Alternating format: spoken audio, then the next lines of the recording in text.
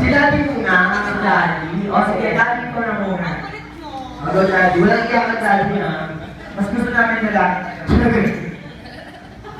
Daddy. Ano yung wish niyo para kay Atrish? Go. Just wanna wish my son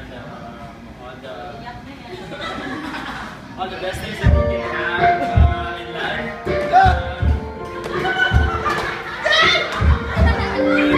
Good education, good health, more success in his drug lessons.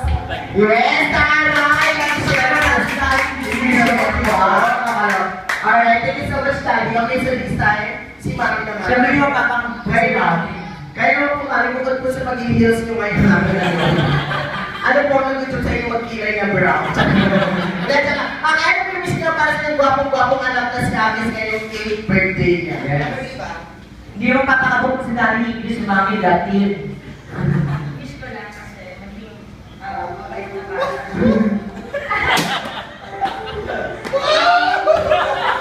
Hindi ka bully. Nakakilala sa Diyos, tsaka maging magaling para sa school. Tsaka sa pagdadrops. Wala naman ang mahihilig na kasi good boy to sa akin. And good din siya sa school. So, yun lang. Good health lang talaga. At kumain ng gulay at ibang pagkain bilang natin.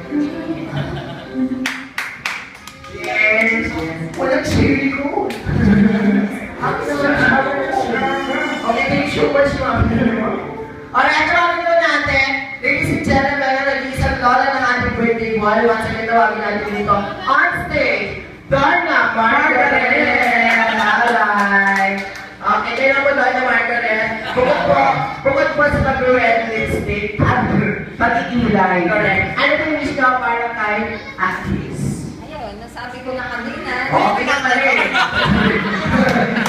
Ang ulit ka nga. Ano ba usap ko ba? sabi na pala, mas. Oh, balik na sa... Kikis muna ako. Tapos na. Ano? Sige po, go mother. Hindi, gusto ko ipag-pray siya mamaya. Yun ang request ko. Sige po, mother. Ano pa may wish niyo sa akin? Ayun na, happy birthday. Huwag kayo nagsitro! Sige ka, go mother.